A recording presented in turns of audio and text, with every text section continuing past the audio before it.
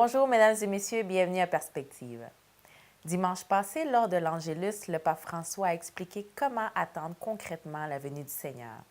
En ce deuxième dimanche de l'Avent, sa sainteté a commenté l'Évangile de Saint Luc en prenant exemple sur la figure de Jean-Baptiste, proclamant un baptême de conversion pour le pardon des péchés.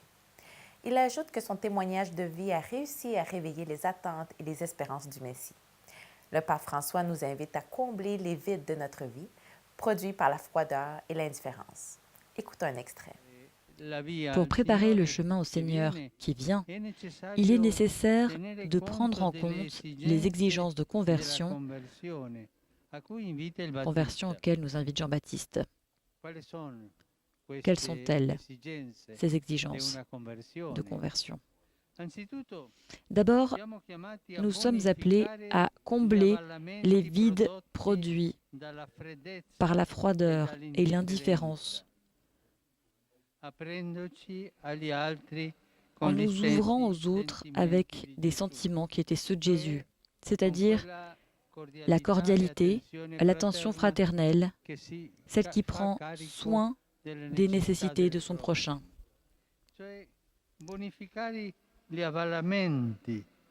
C'est-à-dire combler les vides produits par la fraterneur. On ne peut pas avoir un rapport d'amour, de charité, de fraternité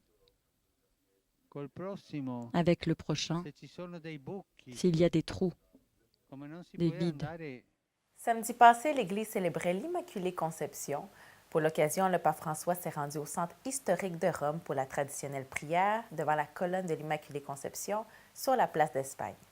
Il a également rendu hommage à la Vierge et a confié la ville et ses habitants à sa protection. Écoutons un extrait. Tu sais, Omer, ce que veut dire porter la vie en son sein et sentir autour de soi l'indifférence, le refus, parfois même le mépris.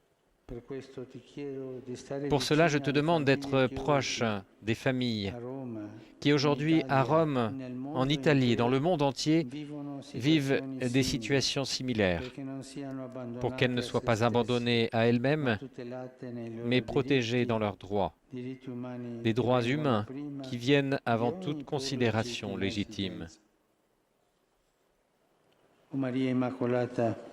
Ô Marie Immaculée, aurore d'espérance à l'horizon de l'humanité, veille sur cette ville, sur les maisons, les écoles, sur les bureaux, les magasins, les usines, sur les hôpitaux, sur les prisons.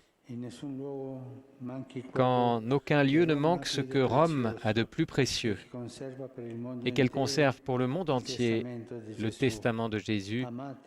Aimez-vous les uns les autres comme je vous ai aimés. La messe de béatification des 19 martyrs d'Algérie s'est tenue samedi passé. Une cérémonie interreligieuse a été célébrée par le cardinal Béthiou à la basilique de la Santa Cruz, sur les hauteurs d'Oran. Pierre Claverie et 18 autres religieux chrétiens victimes de la guerre civile algérienne ont été béatifiés. Le début de la messe a commencé avec un temps de silence et des recueillements pour tous les victimes de la guerre. Le chant Ave Maria a été chanté en arabe ainsi qu'en latin, signe de cette harmonie possible entre chrétiens et musulmans. Écoutons un extrait. Un jour de l'année 1996, Pierre Claverie, parlant de Mohamed Bouchiri, un prêtre de Sidi Bel Abbès, lui dit « Pour un seul garçon comme Mohamed, cela vaut la peine de rester en Algérie. » Quelques mois plus tard, Pierre et Mohamed mêlaient leur sang dans l'entrée de l'évêché d'Oran. Dans les effets personnels de Mohamed, fut retrouvé un texte qui sonne comme un adieu et qui révèle que Mohamed avait parfaitement conscience de risquer sa vie. Voilà, c'était tout pour aujourd'hui. Merci d'avoir été des nôtres et à la prochaine.